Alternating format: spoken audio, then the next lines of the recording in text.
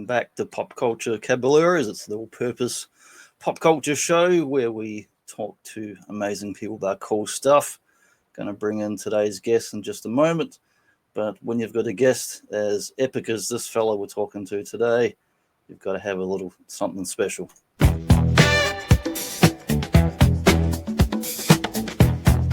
Get ready for the rootingest, tootingest, kaiju-loving, Hulk-collecting son of a gun. His phenomenal power are unprecedented and unparalleled. Let's take a look at this majestic Gojitron's abilities. Mint condition manipulation. Has the power to restore damaged collectibles to mint condition with a single touch. Box art vision. Can vividly recall and reproduce any toy or comic book box art with photographic detail. The archivist's aura. Can recall the exact origin, production year, and backstory of any collectible they see. Plastic telekinesis. Can precisely pose action figures or statues from a distance without touching them.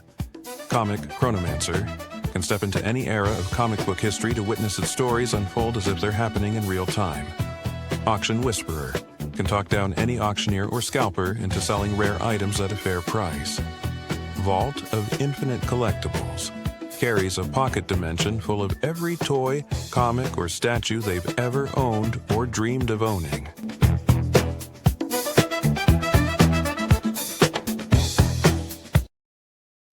Here he is with the Power Cosmic, one and only Gojitron. Wow, I am ridiculously overpowered. You are. Does that make me a Mary Sue? A Goji Sue. Hello, YouTube. Don't make me angry. You wouldn't like me when I'm angry. I still like you when you're angry. I don't mind. Alrighty, how's things? Yeah, stuff's going all right. We're in like another crazy heat wave in Perth. We had like high 38s, 40s, and 42s. Like the weekend's going to be like a little bit cooler, and it's back up again next week. Mm-hmm. But it's hottest time of the year. Yeah, it's about negative 10 Celsius here, so I'll try to send some of the cold your way. I'm jealous. I was in like a supermarket next to a newsagent today, and I saw in the spinner rack bunch of calendars. And there was a calendar's like Ireland, and I took a little picture and I sent it to Mike on the chat. I said I could do some of that green and cold about now. We've got a different kind of green today. Mm-hmm. A little gamma irradiated green. Yeah. So we're doing a little chat about the Incredible Hulk TV show with the old Lou Ferrigno and Bill Bixby. Featuring the saddest music ever composed for a television show ever. Sad Hulk music. I liked it. Did you ever see I think it was like last year, Zazer went to the Joe Fest or whatever. I can't remember the name of all the different ones, but he went to like their convention and he met the dude Adam from Canada. But they did a thing where he's walking along the road, and it's like the Sad Hulk. He's got like a little bindle and he's got the shirt, and he's walking down the side of the road. Best walking away theme ever. Yeah, it's great.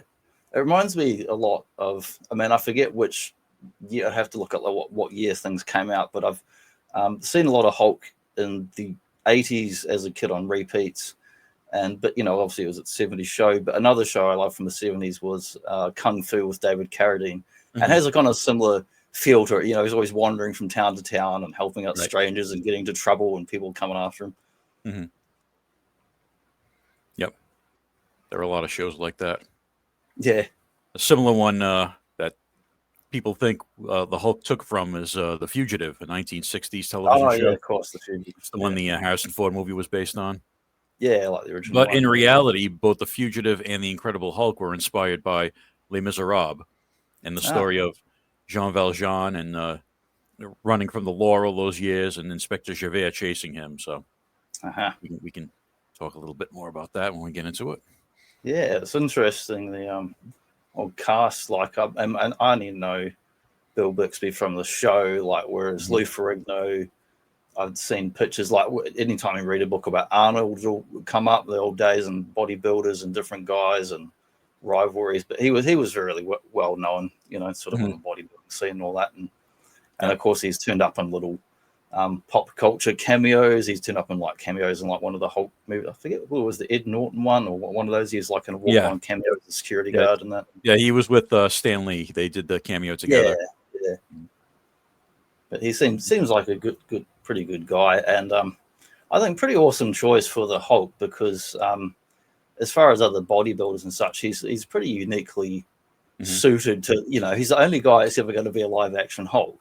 And like, who else could you get? And like, when I was watching the behind the scenes stuff, I don't have the DVD. I assume it's from that because someone's uploaded on YouTube. And someone's like, well, maybe we can have a Red Hulk. Can we get a Red Hulk? And maybe we'll get Schwarzenegger. Like, well, but he wasn't going to be doing the show. And obviously, he's one of the few other guys to have the big, crazy, bulky physique. But he's pretty short too, and he's not. And I think his face, like I love Arnold's movies, but I think his face wouldn't have been as suited to being the Hulk as Lou Ferrigno. I think Lou Ferrigno's really got a much better face for being the Hulk. Yeah. It's funny that Kenneth Johnson, who created the show, originally wanted to color the Hulk red because he thought that made more sense for red being the color of rage. And Stan Lee talked him out of it and said, no, he has to be green. So we almost got a Red Hulk. We're getting a Red Hulk now in the new Captain America movie, but we almost got one in the 70s if Kenneth Johnson had his way. Is the one in the Captain America going to be the General Ross from the comics or a different one again? The General Ross, yeah. That's the character Harrison Ford's playing. Yeah. And another thing about the casting of the Hulk, Lou Ferrigno was actually the second choice. They originally cast Richard Kyle, Jaws from the James Bond film. Wasn't there like some test footage or something? And he just didn't There's look a brief shot of him in the pilot, Someone pointed out that even though Richard Kyle is a tall man, he wasn't bulky. So tall. And Richard Kyle said afterwards he was fine with being fired from the job because he didn't like the process of the green makeup, and the contact lenses had an adverse effect on his eyesight. So he was okay with losing the role. It's risky even. I mean, any kind of makeup's chemicals, like in Goldfinger, they cover the lady. Like your skin's got to breathe. It's very dangerous being covered and stuff like that. Yeah, not a great process. I think Bill Bixby was perfect casting though for the type of show they wanted to make. And this is actually his fourth television series. He was in 3 series before this. My Favorite Martian, which was a comedy, The Courtship of Eddie's Father, and then a show called The Magician, which is like a mystery solving show. Yeah, I've heard of that show, but I don't think I've ever seen them even on repeats. I've only like read articles about old shows and that.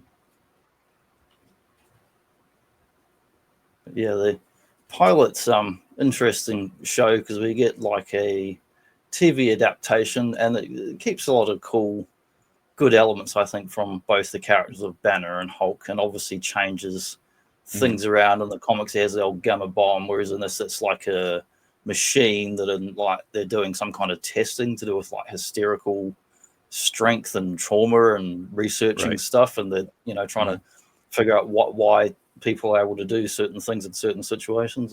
And so Kenneth Johnson, before this, he worked on the $6 Million Man and the Bionic Woman. And after this, he created the Alien Invasion show V. And at first, he didn't want to do this show, but then he decided to go at it from a much more grounded perspective. He pretty much stripped away everything from the comics except the transformation.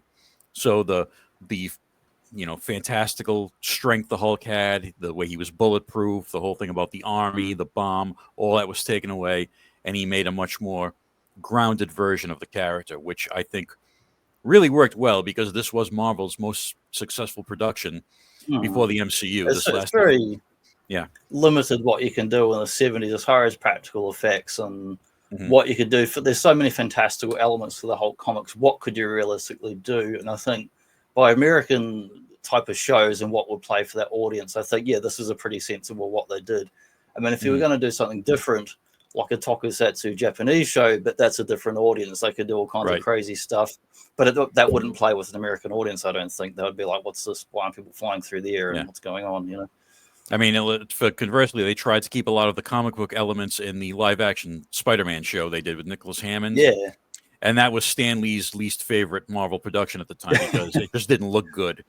So this was probably a good choice for the time and, for the special effects they were working with to go with this more grounded approach. Yeah, I think it works. If you already like the Hulk, it's something else to enjoy. And if you don't know anything about the Hulk, it's a show people can just sit down and watch and enjoy week to week. Yep. Yeah, and I think a lot of that rested on Bill Bixby because he was an excellent choice. He was very sympathetic. He was just a good man caught up in a terrible situation, and that's something that people can relate to. Yeah, he plays it real well. Like you said with the Fugitive of that week, you can see he's a good man, and he just can't escape this. The Hulk, who's like his trauma or this monster. He can't escape it, which is another element that plays well from the comics. I mean, depending on which area you look at, but that's kind of like the overall theme of the Hulk, where he's Banner's usually trying to get rid of the Hulk, or doesn't want him, or doesn't want to go on these crazy rampages, and there's all kinds of metaphors you can read into it depending on which writer's behind the wheel at the time. And yeah, the TV show, like the comic, took a little bit from Dr. Jekyll and Mr. Hyde. Yeah. Yeah, so they changed him in the show from a physicist working on a bomb to a physician, doing these clinical trials, trying to tap into, like the intro said, the hidden strength that all humans have. And this is because of a trauma that he experienced. He was in a car accident with a rollover, and his wife was trapped in the car, and he didn't have the strength to get her out, and she died. So he's carrying this trauma around with him, and it's sort of his obsession now to figure out how other people are tapping into this strength and why he couldn't. And that sort of sets him on the path that he goes down. Yeah, it's a good little hook for the show, and it kind of reels you in. And we get like the sort of memories and dream sequences where he keeps flashing back to the scene with the car and all this, and it's kind of like haunting him even when he's awake. Right. Yeah, so he's working with another scientist played by Susan Sullivan, and they're sort of interviewing people, and they're taking blood samples and looking at data and DNA and things, trying to figure out what the common denominator is. And he finally hits on the fact that it's an outside source. There was a spike in gamma radiation at the time these people had this, incredible feat of strength. Yeah. So that's sort of the hook for the show. So he does a little experiment on himself, and the equipment has been altered. So he thinks he's giving himself, a low dose of radiation, when in fact he's giving himself an incredibly high dose of radiation. And that doesn't work out well. I like that scene because I've seen various episodes of the show throughout my life, but I've never actually seen the very first couple episodes before. So I watched them last week. And that scene was quite good because you see the kind of shock on his face, and he's like, he had no idea that the readings were off, and he thinks, I've just done my test within these protocols and whatever, outside of normal hours and recording things and whatever. He's kind of gone a bit loose cannon there, going, I'm going to try this, but hadn't known he'd gone so much higher. But that ends up being the kind of MacGuffin of what triggers the Hulk transformation and what the catalyst before we get to that, the setup sort of thing. Right. Yeah, and it's never a good idea to experiment on yourself. That never ends well. Ask the Invisible Man, ask the Lizard, ask any number of scientists who have done experiments on themselves. It never ends well. Yeah, inject yourself with, I don't know, smallpox or something else and see how it works out. The Fly is another good one. Oh yeah.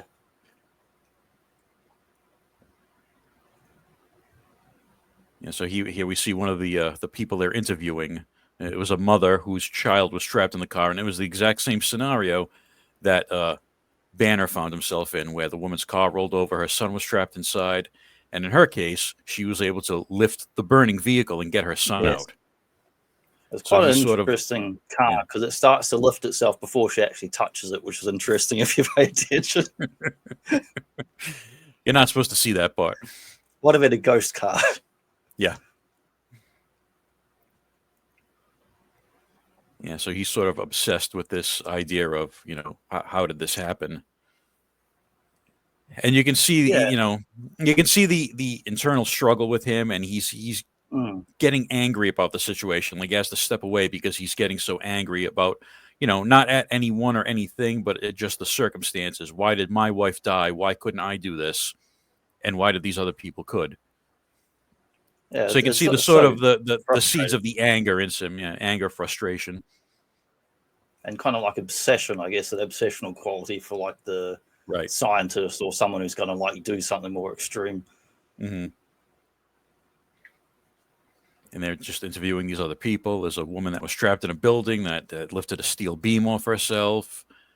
There's another man that broke down a door, and they're interviewing all these people. And the more people he's interviewing, the more frustrating he's getting, not being able to find the answer.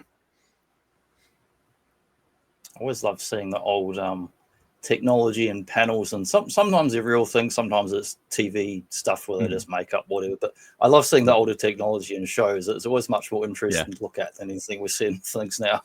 Mm-hmm.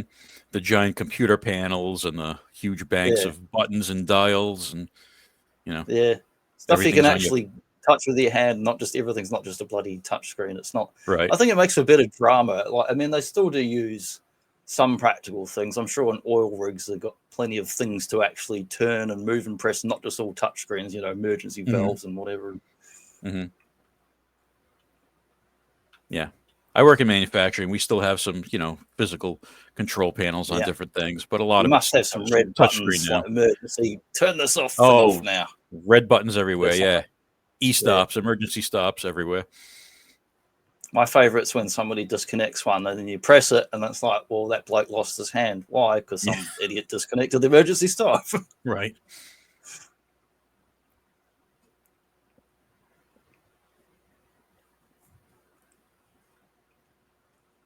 Yeah, so here we're getting into the investigation, looking at the DNA of these people, trying to determine the common denominator. Yeah, I like it. It's got enough little sciencey stuff to kind of string you along, but not so much to bore you and make you fall asleep. Mm-hmm. If you're like casual viewer and like, don't give me too much science, just give me some. I want to see a green man breaking stuff. Yeah, and then he's working by himself late at night, and he comes upon the fact that it's an external source, the gamma radiation. That's the common denominator, and this is when he decides to do his little experiment on himself. Yeah, I think most of the time gamma radiation or any kind of radiation usually not too good for us. Get plenty of solar radiation every day in the bloody sun here. Mm-hmm. And this is such an iconic scene now of him strapping himself into the chair and raising in the little target scope on his forehead where the radiation is going to go in. And I think they sort of used this origin for the MCU Hulk. They kind of inferred that in the Ed Norton film, that this is how he became Hulk in the MCU. Scene, like, it feels very much like in the Norton one, like they're taken from this. Yeah. Mm-hmm. I mean, it's more believable these days because we don't do bomb testings out in the desert anymore like we did back in the 50s and 60s. So they had to update the origin somehow. Yeah, and we know that if you drop a bomb, you've got explosive concussive force, and then you've got like debris and smithereens, and then you've got, I mean, in the case of gamma or nuclear bombs, you've got radiation and fallout and weather effects, and so none of those things are going to help you in any way. They're not going to give you super strength. It's unlikely. Right. Yeah. I was slightly electrocuted at work once, and I was pretty pissed off that I didn't get super speed. Oh, man. Comic books lied to me. You've got to do it the exact right time and right way, because when they did some of those crises and other stuff, when they try to recreate it, Barry Allen's like, turn to ash instead of turning to the Flash. Yeah, so he gives himself a dose of gamma rays. He's got the dial pegged, which he thinks is, I forget the exact dosage. It was something like 3,000 he thought he was giving himself, and he actually gave himself 2 million. I don't know why the technician would alter the equipment to that level. That was pretty dodgy of this technician to just like muck around the dial. Yeah. Like, the purpose of the dial and the reading is to show the number, not to make it the wrong thing. Right. They established earlier in the episode that this particular technician did that to another piece of equipment, and he had like a piece of tape over the dial that said the actual reading, but he forgot to write the reading on the tape when he did it to this, gamma radiation thing. So just quality craftsmanship all around from this technician. So this minor technician is it's all his fault, and we never see that character again. And I like the little frame with like the X-ray kind of skull. It's like very kind of claustrophobic, and this is cool scene. Like setting this all up, getting very dark as well now, night time. Oh yeah, so he does the experiment on himself, leaves the lab. It's pouring rain, so he's pissed off that it's raining. Gets into his car, starts driving, gets a flat tire, pulls over to the side of the road. Now he's got to change a flat tire in the rain. He's getting even angrier. And you can see the frustration building. He's got the trunk of the car open. He's trying to pull a spare tire. Come on, you, get out of here. And he's got the jack, and he's getting even angrier and angrier and angrier. And he's trying to change the tire, and he hurts himself on the pry bar, and that's what triggers the first transformation. Yeah, he gets the jack, and then he gets jacked. Yeah. And then we see Lou Ferrigno for the first time, painted up green, just taking all his frustrations out on Dr. Banner's car. Just smashes it to a pulp. Lou and Ferrigno is very impressive. I love how they shoot the scene. They like the lighting, the different colors. They got the blue, we got the flames, and all this. It's a really cool, dramatic scene. Right. Yeah, they shoot him in a way where he just looks massive. Yeah. Very dramatic. And then he just runs off. Now, this scene is interesting because the Hulk comes upon a little girl fishing at the lake. This scene reminds me a lot of, if you've ever seen it, the original Boris Karloff Frankenstein film. Yeah, I thought of that immediately watching us. As soon as it came on, the framing went, "Oh, this is from Frankenstein." Right. Yeah, I think that's what I hope the kid doesn't die. Is my next thought. It's like they don't kill their girl. Yep. Yeah, I think that's what they were trying to reference at that point. But the Hulk doesn't throw her into the water. She kind of looks at him and gets scared. Unlike the little girl in the Frankenstein movie that looked at Frankenstein and said, "Hey, you want to play?" Which is not really that realistic. This little girl looked at him and said, "Damn, I'm getting out of here." And then she gets into the boat and starts rowing and calls for her father. And she falls into the water, and the Hulk tries to help her by ripping a tree out and kind of hovering it over the water to help her climb on. But she's scared to death. The father sees, this giant green creature waving a tree at his daughter, and he just got a rifle. I guess he's a hunter, and shoots him. And that's when we first learned that this Hulk is not bulletproof. Yeah. I got kind of annoyed at the hunter because, at first it's like, well, okay, there's a crazy scenario going on. But when you've seen, that he's not actually hurting the kid and he's holding it out so she should grab onto it, and he just keeps shooting at him. Yeah. I felt bad. Yeah, I mean, when you see a big green monster waving a tree at your drowning daughter, I guess, your first instinct is to shoot. Yeah, it's understandable. Yeah. So the Hulk, doesn't like getting shot, grabs the guy, breaks the gun in half, and just tosses him into the lake. So here's where we see, the Hulk gets angry. He'll stop people from hurting him, but we get the inkling that he's not going to actually hurt anyone. He's not going to actually kill anyone or hurt them badly, which is something that's brought up later in the episode. Yeah, I think wisely so, because, if you read the comics over the years, they kind of skirt around it, but how many people have died in Hulk rampages in the background off panel? Right. Right, so Banner changes back.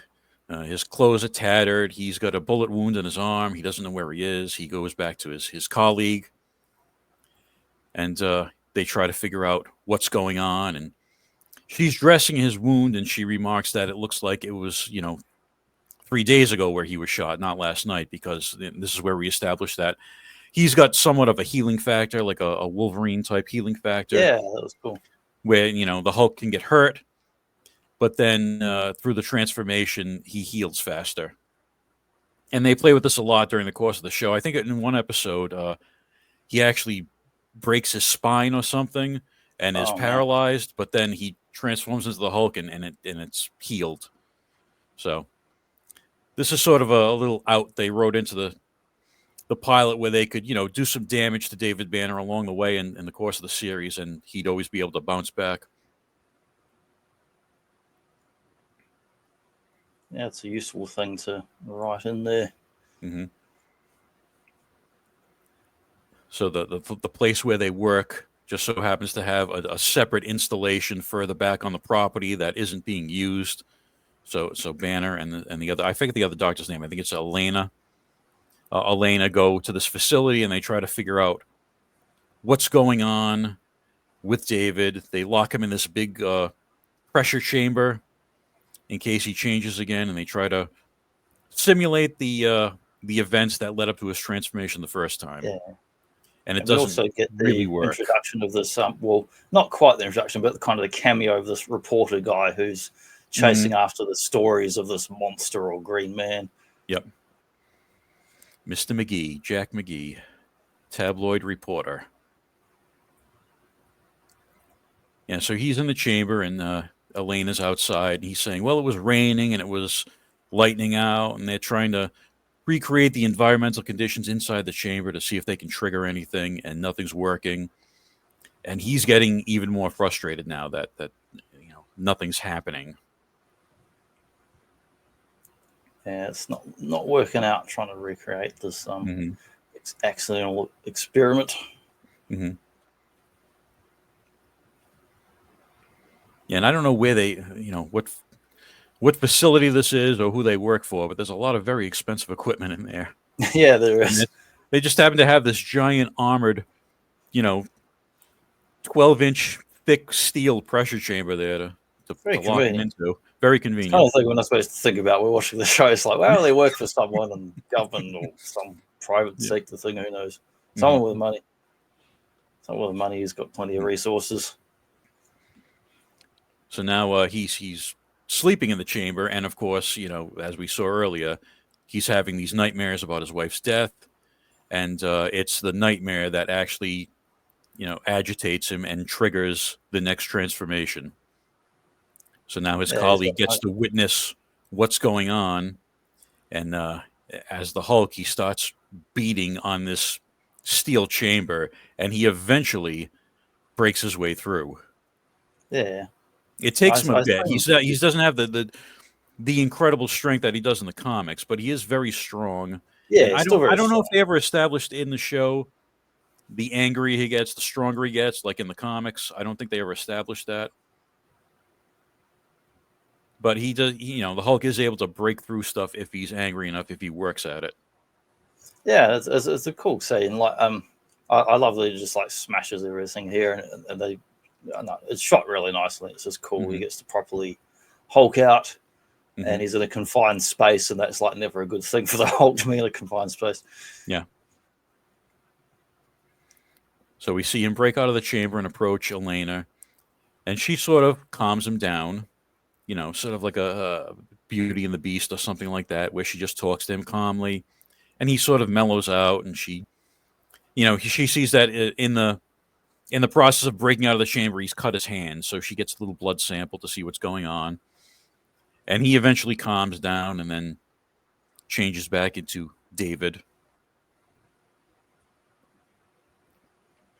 But we see that the Hulk can be calmed, and he's not just going to, inadvertently hurt someone. Yeah. So the show is a big rage monster, but he's still got part of Banner or whatever that doesn't go around killing people. Mm-hmm.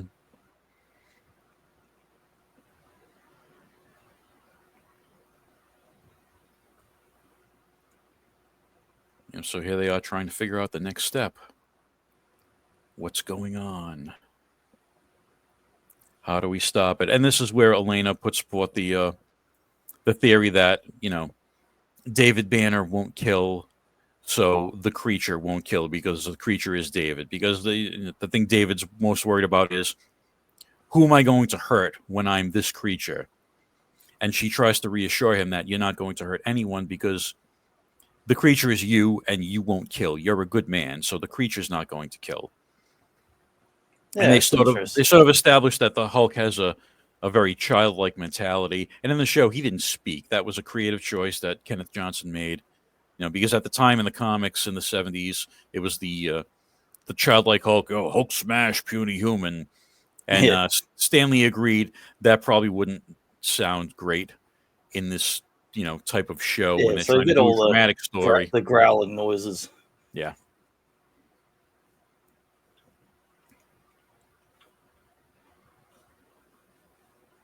So here's where things start to get a little hairy. So the police eventually find his smashed and burnt up car and approach him about it. And Banner is the absolutely worst liar in history. Because, a friend took it. Yeah, it was missing Yeah. this morning. I think I gave it to a friend. Okay, do you know who your friend is? Yeah, I don't know. And then so he's trying to lie his way to the cops, and then He's basically saying I was either drunk or high, and I smashed the car. We're saying that. McGee comes up with this. I don't know where he got this plastic cast of this Bigfoot type cast of the Hulk's footprint. And says, That's "Hey, Bigfoot. does your friend have a size 16 shoe?" So the cops sort of talking to McGee, saying, "We don't want to start a panic. We can't verify that's real or not." So the cop eventually, I don't think he buys Banner's story, but he has nothing to charge him with. So he just says, well, you have 24 hours to clear the wreck, or the state will do it and we'll charge you for it. And he just goes on his merry way. But Jack McGee is not buying the explanation. He starts pressing them. That's Bigfoot from the Bionic Man. That's his footprint. Yeah. Don't you watch that show? He starts pressing them for information, and he knows that they're hiding something. So they, Elena and David go back and talk over the next step. And then we have Jack McGee hiding in the bushes outside the facility, waiting for them to leave. And he sort of sneaks in, starts poking around, as one does when one is a tabloid journalist. And they go back and try to recreate the overdose that David took and try to figure out how to reverse the process, and they can't. So they head back to the facility where McGee is hiding. He hears them come in. He goes to hide in a closet which has some dangerous chemicals in it. Because an unlocked closet is the best place to keep dangerous chemicals. That's good work storage of good labels, good locks. That's safety plus. Mm-hmm. So McGee's hiding in the closet. He hears them talking about what are we going to do if our friend comes back? And they're talking about different places they can go to contain him. And eventually McGee is found out, and he accidentally knocks over. I don't know what it was. We know it was some sort of plastic jug. I don't know if it was acid or some other type of chemical. It falls on the floor and it starts smoking. So that's happening in the background. They're both trying to convince McGee that he's out of his mind. He doesn't know what he's talking about. They're trying to give him rational explanations for everything he's seeing, because he's in there now. He's seeing this giant smashed pressure chamber. He's seeing this 12-inch thick glass that's been smashed apart. He sees a giant footprint. So somehow there's a footprint in the broken glass. I don't know how that works, but that was a convenient little plot contrivance where he sees the footprint, and he doesn't believe a word they're saying. Well, look, fella, it was dynamite and chemicals. There's no crazy green man. Yeah. So David finally escorts him out of the building, and this is where we get the famous scene that was in the intro of the show for the rest of the series, where he's got him on the front steps and he's saying, "Don't make me angry, Mr. McGee. You wouldn't like me when I'm angry." Good. It's always a thing I remember from the show. Mm-hmm. So while he's outside with McGee, the chemicals that spilled get into something, and Elena smells it or senses something wrong. She calls out, and then the entire place just explodes into this giant fireball. Yeah, it's a good quality explosion. I did notice earlier when one of the cars went off the road, one of those sequences, it immediately just went flames. Oh, yeah. I'm like, that's usually Absolutely. not what happens. Yes.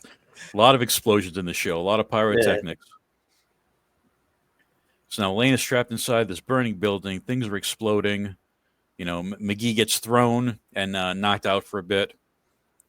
David tries to get in the building. He sees her lying there in danger. And then, of course, the transformation is triggered again. So the Hulk busts in, you know, breaks down a wall, leaps into the fire, grabs her, and runs out. But by that time, I guess she suffered some internal injuries or something, and she's not going to survive, unfortunately. So it's a bit of a touching scene at the end here. Yeah, a bit of a touching scene here. She's awake right before she dies. She sees the Hulk. You know, she says, "Oh, you know, poor David, you're all alone now. I never told you I loved you." Yada yada. Very tragic.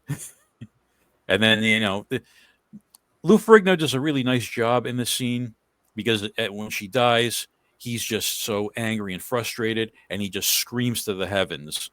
And it, you know, Lou Ferrigno's not a great actor, but with this role, he was able to emote. He was able to make people feel sorry for this creature. And I think this is a very moving scene where the Hulk is just, you know, it's like, you know, like I said, it's very childlike, the way he screams out in frustration. And you just, you know, really feel bad for both the Hulk and for Banner at this point. Yeah, I think he does an excellent job. And in my mind, I still don't think of him as an actor today, even though he's been in various things, because it's not primarily what his, you know, skill set was. Mm-hmm.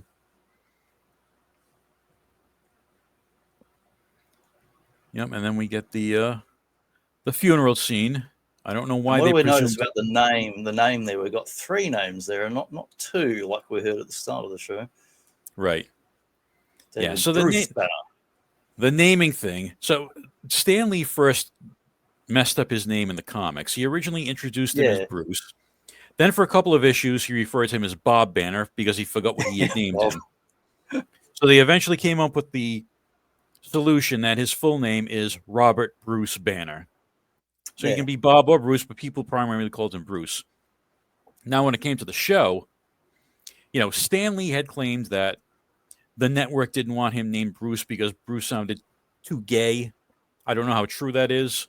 According to Kenneth Johnson, he didn't want to name him Bruce Banner because he was trying to get away from the comic book elements. And one of those elements was the alliterative names that Stan always used, like Peter Parker, Reed Richards, Matt Murdock, Scott Summers. So he didn't want to have that alliterative name for the character in the show. And I believe that Kenneth Johnson's son's name was David.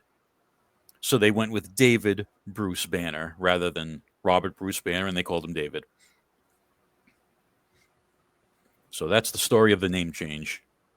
And it's a good setup here that we get this funeral scene, we get this little close-up Incredible Hulk kills 2, and that leads into the kind of thing of the whole season, like he's on the run, like The Fugitive, or like Kung Fu, they think, oh, he's murdered or killed someone, and he's on the run, going from town to town, having misadventures and helping people and getting into strange situations every week. So it's a really good setup to, like, you know, kind of kick the show off, but also it's got that kind of tragedy and pathos in there as well. It's like a genuine, it's a gimmick kind of ending, but it's an emotional ending as well. Mm-hmm. And I'm not sure why they assume that David is dead. I guess just because of the explosion, because it's obviously not a body. Yeah, there's no body. I guess they just assumed he was atomized. Yes, it. He definitely doesn't have a healing factor, so yeah. Atomized. Yeah. So yeah, that's the setup, and there's Mr. McGee with his headline. He is now determined to find the creature, and you know. Yes, of course he's determined. That's the other kind of plot element, is that this character has to serve to help kind of drive the plot in other episodes. Have someone chasing after and pursuing him. Right. So if anyone's familiar with, Les Miserables, David Banner becomes Valjean, and Mr.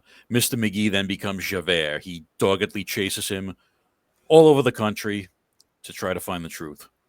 I'm And I guessing don't his think he job ever must pay pretty well. He gets those travel miles. right. He must stay in a lot of cheap hotels. Yeah. And I don't think they And ever concluded McGee's story, because the last appearance he made was in the first television movie. Yep. But there were 2 films after that, which led up to the death of the Incredible Hulk, and he wasn't there's in one them. with So Thor and Daredevil. yeah, yeah. So Jack McGee never got a proper ending to his story to find out, if the Hulk was real or not. Yeah, I always imagine, who's the boss of that guy that's paying him? He's like, boss, I've seen this green guy. And you'd be thinking, Right. like, this guy's just making stuff up. He's enjoying all this travel. Yeah.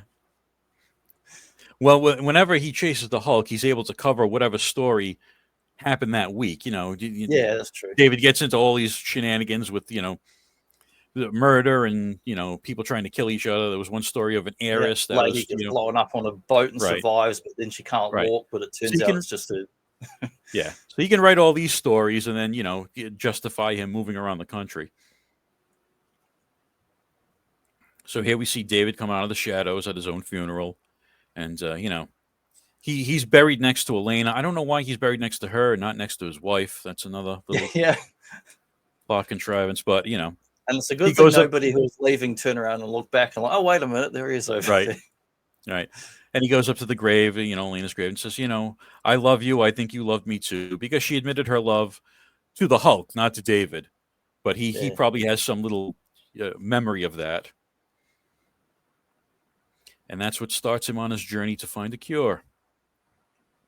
So what's your overall impressions of this pilot and of the TV show in general? And hang on, we'll pull this off the screen now and get into what do you like and dislike about this show as far as being like a Hulk fan? And when I was a kid watching this, of course, very different. I was used to the Hulk in the comics, and this is so far removed from the comics, but it was really well done compared to a lot of the other superhero stuff that was on at the time. I mean, it was the Incredible Hulk and I think Wonder Woman at the time that were the 2 best interpretations of superheroes. They definitely take it seriously, not camp like Batman and that. Right, exactly. Yeah, they removed a lot of the fantastical elements, which is probably what led to its success. It was on for 5 seasons, which is a very good run for a show of this nature. So a lot of general audiences kind of connected to the character and to the plight of the character, and went along with that journey. Compared to the other Marvel adaptations of the time, like I said, Spider-Man wasn't all that great. Yeah, and then Doctor Strange TV movie. Or whatever. They tried the Captain America TV movies and then the Doctor Strange TV movie, and none, those are both pilots for series and never got picked up. So the Hulk was the most successful Marvel media up until. I think it'd be the most unlikely of all those, really, of like Captain America to actually be successful on a TV show. Mm-hmm. Yeah, I think the concept of the Hulk, just the way they approached it, just lends itself to dramatic television rather than, because he's not really a superhero in this. He helps people, but it's not really a superhero show. It's more of I'd say a science fiction drama. Yeah, it is. Yeah, and this led to an Incredible Hulk comic strip that ran for 4 years, from 78 to 82, and the comic strip was based more on the TV show than the actual comics. Yeah, I was just reading about that the other day. I don't know if I've ever seen that or not. I might have seen it in the newspaper as a kid, perhaps, but be too young to remember it. Mm-hmm.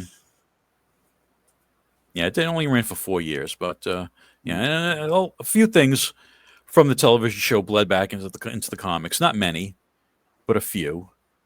And like I said, the origin from this show, is basically the origin in the MCU. From what we saw, we didn't get into the specifics of how the Hulk in the MCU was created, but from the flashbacks we saw in the Incredible Hulk, the Edward Norton movie, this is pretty much the direction they went in. Yeah, I saw that Norton one in the cinema, and when they did some of those scenes, I went, "Oh, that's shot and lit." Some of those bits like that TV show, right? Yeah, because I think more people are familiar with the television show than they are with the comics, like general audiences, not comic book fans, Sure. Same way like casual people know fans. Spider-Man from like all the animated shows over the years. I mean, obviously there's live Hmm. action movies, but there's been so many animated shows that Hmm. kind of kept them in the zeitgeist, as well as going to the shops and they got t-shirts and underwear and all that. Hmm. Of course, they wrapped up his story in the 3 television movies. They tried to do some backdoor pilots for other Marvel characters in those movies. Of course, Thor in the first Was one. Thor was going to be like they were trying to do a show of that, and Hmm. And then it's Daredevil in interesting the they were second trying one. to interconnect them like the comics and that with the Daredevil and the Thor. And Yep. Yeah, and it's there's a lot of abandoned side projects along the way. There was talk of doing a Spider-Man Hulk crossover in the 70s, but we should have done that. due to the failure of the Spider-Man show, that didn't happen. And there was also talk of doing a She-Hulk spin-off for a television show. So Bill I Bixby wonder would how they appear would have done that. Well, they've got a female bodybuilder and done the same thing if they probably. So David Banner, Bill Bixby was Brigitte supposed to appear in Nielsen the or something. pilot. Well, there was supposed to be a She-Hulk movie with Brigitte Nielsen. There are Oh, photographs of really? Brigitte Nielsen I just said that painted because all he's the first green. person I thought of from the 80s to Right. even. Yeah, if you search in Google, you will find pictures of Brigitte Nielsen painted green as the She-Hulk. I've never heard But that. I was just saying that kind of right, not jokingly, but just because I was thinking, who would they possibly even yeah, get? that was for a movie that never happened. But separately, they were going to try to do a television show as well, with Wow. an actual spin-off of the Incredible Hulk with Bill Bixby as David Banner in the pilot, and then whoever they cast as She-Hulk would take the series from there. But that never happened. And then, of course, Bill Bixby passed away very young age, 59. He passed away of pancreatic cancer in 1993. Oh, that's terrible. Yeah. Do you know if it's Unfortunately. true, or is the rumor with She-Hulk, not the show, but just the character in general? Did Marvel and Stanley try to make that to stop someone else from basically trying to rip off the Hulk or using Yes. a similar thing? Stanley got wind that CBS, the producers of the show, were looking at doing a She-Hulk. And he said, oh, no, I'm not going to let them do it before me. So, yeah, She-Hulk was created to grab that trademark before anybody else could. And which is basically the same reason that Spider-Woman and Ms. Marvel were created. Yeah. Just to grab those trademarks. Yeah, it's kind of like, I mean, it's different back then, but now it's like any company that doesn't do that, you're just leaving yourself wide open for to like sort of lose money and. Yeah, exactly. Yeah, I remember Filmation Studios did a series of superhero shows, and one of the characters they did was called Web Woman, who had spider powers. I'm not sure if Stanley got wind of that before he said, create a Spider Woman, but that may have been the impetus of that one. Yeah, they run out of spider characters back in the 30s and 40s. Mm-hmm. Yeah, so I thought that the 2 television movies, the first one was with the Thor was really out of place in the Hulk's world because that brought in it didn't look terribly good. I mean, the acting's okay, but the costume just felt like really like dollar store costume. Yeah, and it wasn't a transformation between Donald Blake and Thor. Donald Blake had Mjolnir and summoned Thor through Mjolnir, and they were 2 different people. Oh yeah, I forgot about that. Like I think I did see that as a kid. Like because I remember, or at least pieces of it. I never saw the whole thing. Mm-hmm.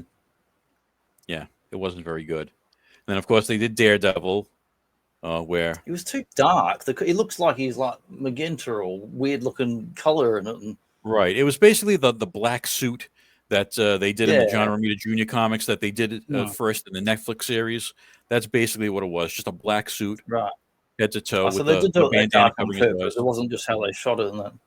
Right, yeah, and the Kingpin in that was played by John Rhys Davies. Oh yeah, John Rhys Davies. Mm-hmm. So of course, it looked nothing like the Kingpin from the comics. It looked like John Rhys Davies, and he was wearing dark glasses to make himself look evil. Yeah, like he's a fun actor, but like this, he definitely doesn't look the same when he's got the beard and all that. Mm-hmm.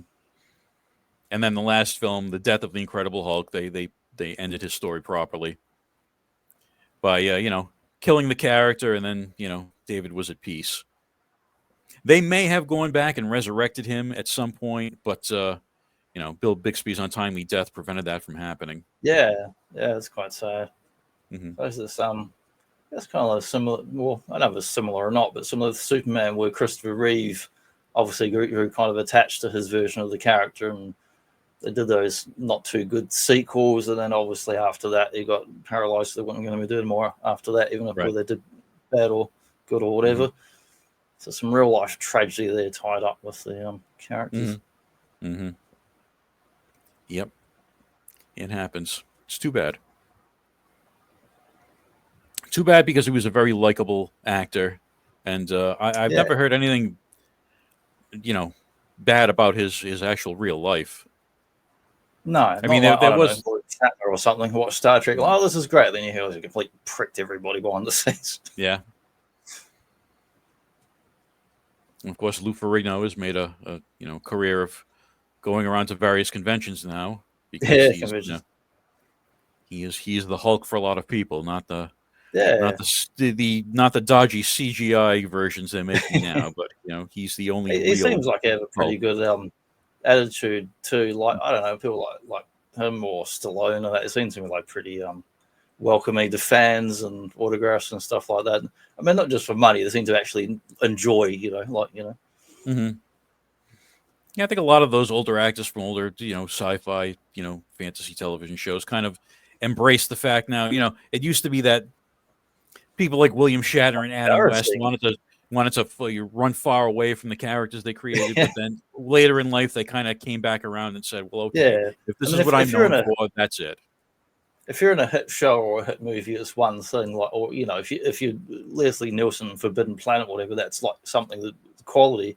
But if you're just a serious actor and then you're in some dodgy sci-fi thing and then that takes off and you get none of that, like, oh man, that's just like face palm. You're like, why? Why did this happen? I did all this proper acting. Mm-hmm. Yeah, I met Lou once at a convention. Got his autograph, got a photo with him. He's a large man. He's a large man.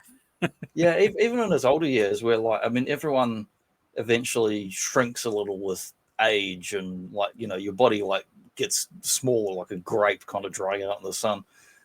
But he's still big, even as an older man. He's still quite big in his 60s and 70s or whatever. Mm-hmm.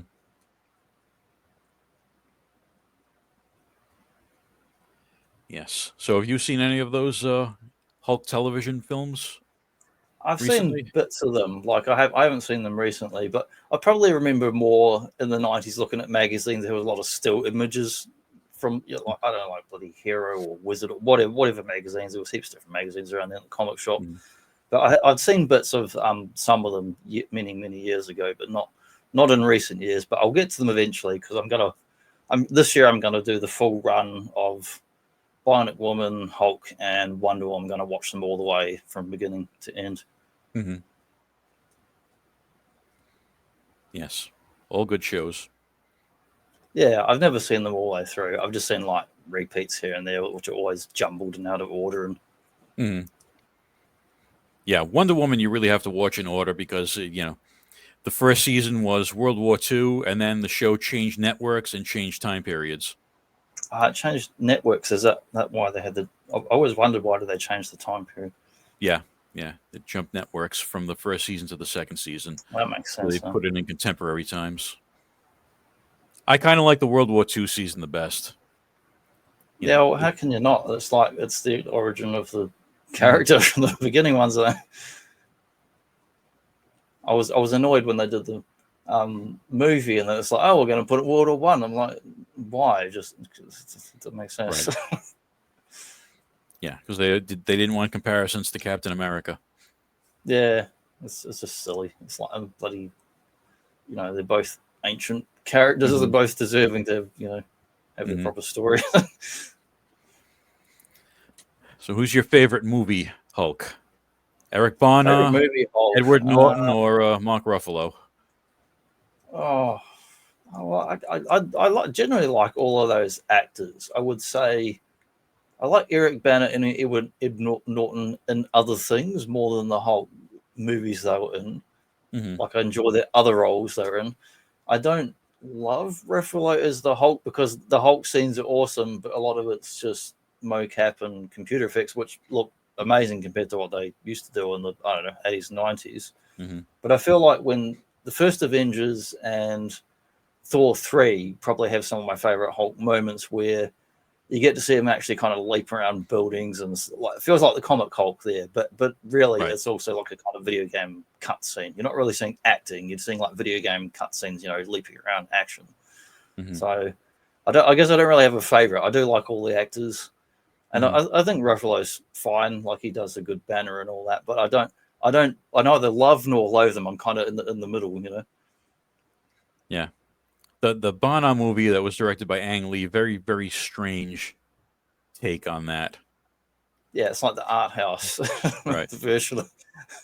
They leaned heavily into the Bruce Banner as an abused child thing that Was they've his father adopted meant into to the be the comics. absorbing man in that movie with Nick Nolte? Or what's going on? I can't remember. It's been a while since I watched it. Kind of a version of the absorbing man. Because I found that confusing. The first time around, I didn't really pay attention to it. And then I watched it again. I'm like, wait, he's got powers and what's going on here? Mm-hmm. I thought the Hulk dogs were quite silly in that Banner one. Yeah. Giant gamma. That's a very comic poodle. booky thing. The comic book's fine, but the movie, I don't need to see these big Hulk dogs. Like look more like Gremlins or the dogs from the Ghostbusters movie. Mm-hmm. I didn't mind how the in the Ed Norton one, I thought the Hulk looked okay. He was taller and thinner, but it was more like a Mark Silvestri art or something like that. It was more like just a different artist, like you would see on a book. Right. And whereas in the Eric Bana one, he was very big, like big and Hulk size, but he was kind of like puffy. Like if you watch like a bodybuilder and they got water weight and then they starve themselves and don't drink water for a day or two before the competition, so they get like a chestnut and just everything shrivels and shrink wraps all the muscles. He was very puffy with a lot of water weight. And remember the scenes in I think it's in like the kind of Death Valley or whatever, he's leaping around in the desert, which was cool because that's kind of thing in the comics. But then when they got to the Ed Norton one, someone involved in that said, no jumping around, none of this stuff. And that really pissed me off because there's a scene in the Ed Norton one where he's fighting the helicopter and it's like a university or something. And he's running around, they're smashing. I'm like, just jump away. And they're like, he's not allowed to jump away that movie. It was stupid. Yeah. In the Bana version, they did the angrier he gets, the stronger he gets, but he also physically grew every time he got angry. Yeah, he got bigger. I thought it was a little ridiculous.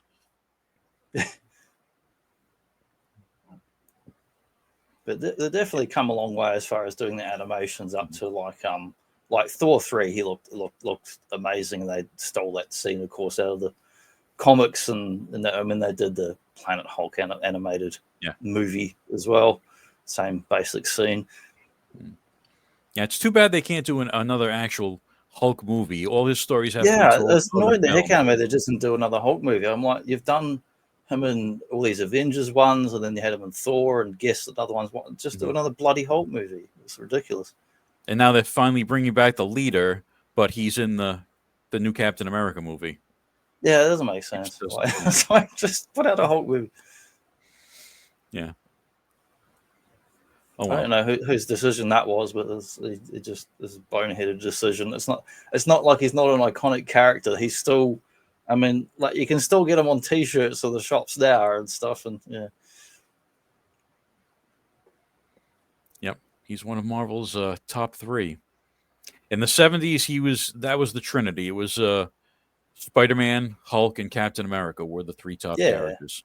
That's changed now. It's Iron Man's like one of the most popular now, but back then, before all the movies, Hulk was one of the top guys.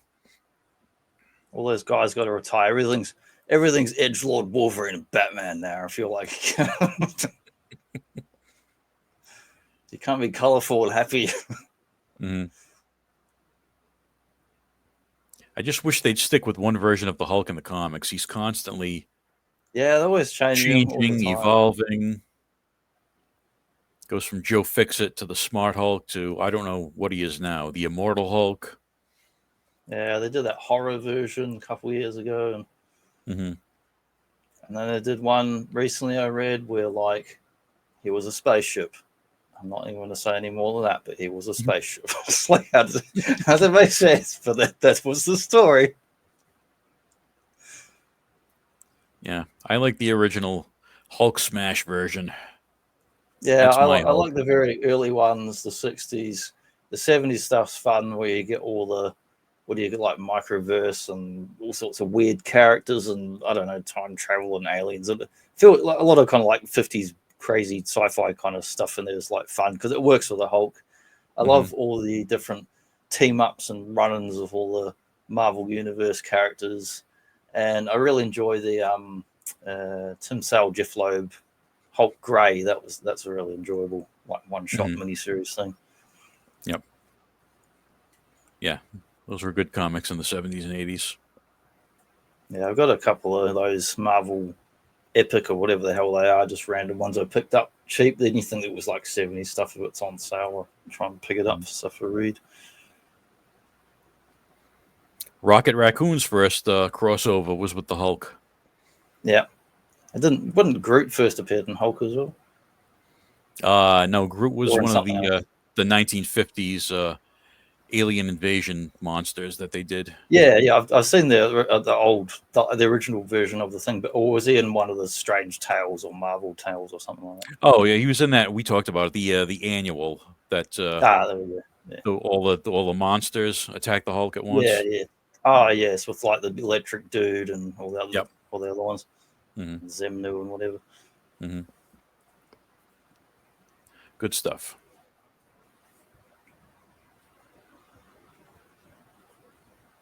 Did you watch the She-Hulk series on Disney? They only did one season, didn't they? And then they like cancelled it or whatever. Yeah, I did watch it. People really would. I don't pay attention to like anything to do with Twitter or any of that bullshit. I mean, I don't have an account or look at anything on there. But occasionally I'll listen to a podcast and be like, people are going mental about this show and whatever.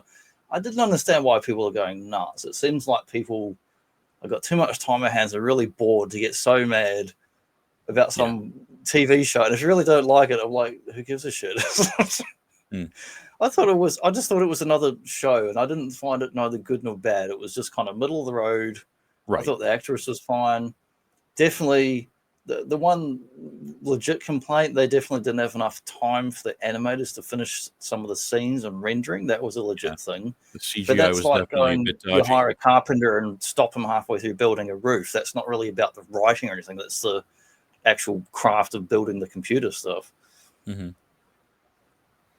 Yeah, it was neither here nor there for me. It was fine. A lot of people hated it, and I don't get it because how many diehard She-Hulk fans are actually out there anyway? I think they're fucking posers going, "Oh, we hated it." So I'm like, when's the last time any people even read a She-Hulk comic? Come on. True. It's just like popular to shit on anything that isn't wonderful. Yeah, it certainly could have done a better show. The story just kind of went all over the place. I didn't mind the actress as the character, and I did like seeing Ruffalo Hulk pop up towards the end of the season or whatever, and seeing them together was cool. I felt like it had potential. They could have done something better with another season. I know that's a lot of product coming out of Disney right now. Has a lot of potential, but doesn't live up to the hype. Yeah, like post Endgame. I mean, it's a cliche now, but post Endgame, there's been nothing I've really much cared for. The quality's not been there. The TV shows just feel half baked, and I think partly it's the Disney machine cranking out all those Star Wars TV shows and all these Marvel shows at the same. I mean, they're different people working on, obviously, but at the same time, they're just cranking them out so quick, like a sausage factory, and not slowing down and going, no, let's do a Warner Brothers. Let's get someone who's got a vision, got a thing, let them do what they want on it, take their time, put it in the easy bake oven, don't take it out before it's done. But they just want a sausage factory, keep cramming things out. They did that Winter Soldier. What was it? Winter Soldier and Bucky or whatever. And Falcon that to me felt like, that I'd always get jumping up my head the names of things.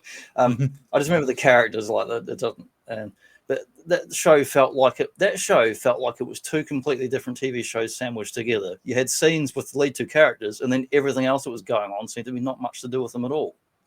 And it just felt like they were sandwiching two different shows together from two different crews and everything. It's like if you ever watched like 24 with old Kiefer Sutherland, you've always got the A story, the B story, the C story, and then the superfluous nothing story that's there to fill time. I felt like half that show was just filler, little bits of interactions. Like when the main characters on the screen, I was enjoying them. It felt like a bit Lethal Weapon kind of banter, like buddy cop kind of thing.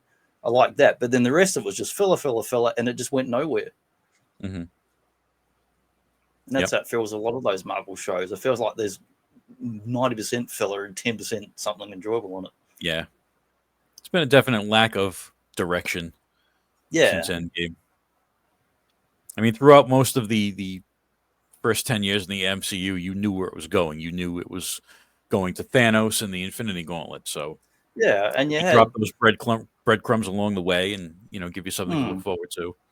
And since then, it's just been all over the place. Before we got to all the interconnected stuff, we did have like a director who had a style, Jon Favreau, doing Iron Man, which was a particular style. And apparently he saw him in, I think it was Kiss Kiss Bang Bang, and went, oh, that's the guy I want to be in the movie, like, based on his performance and that sort of thing.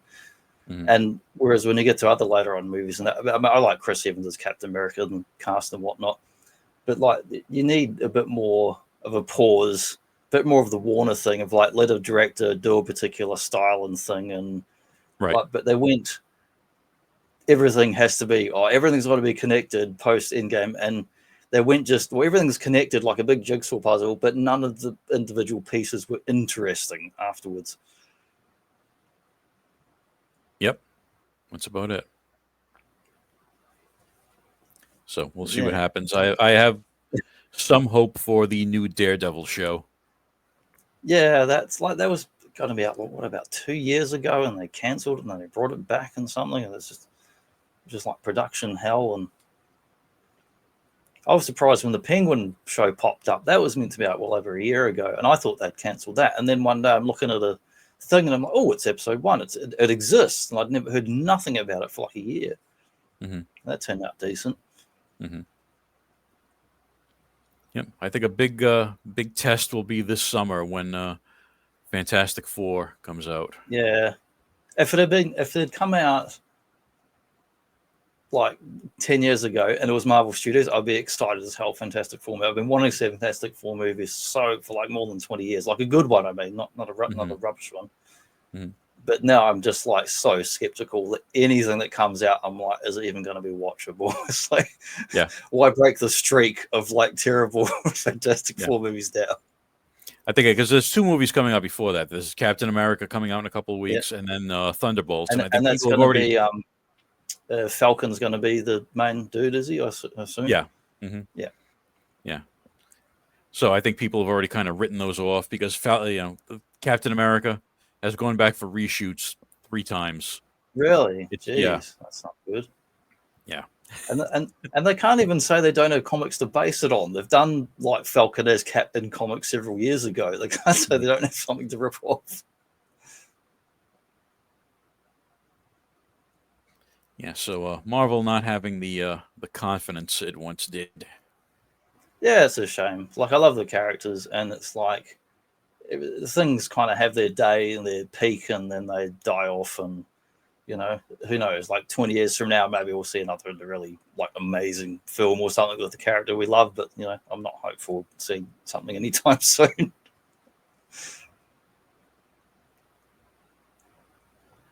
Oh well.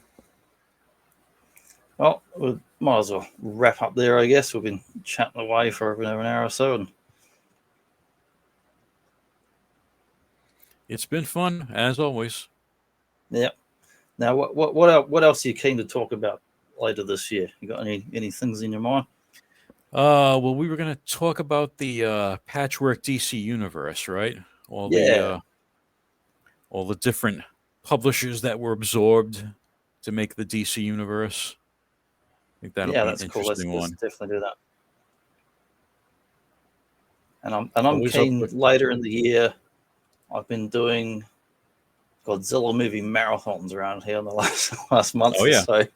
I picked up that set, like that Criterion something. I think it has the first 10 or whatever in order from the first Godzilla movie, like the proper Japanese cut, right up at least the first 10 plus or however many it is, including like, you know, Mecha Godzilla. And today I was watching Hedorah, the big like mucky pollution monster one, and yep, that's good.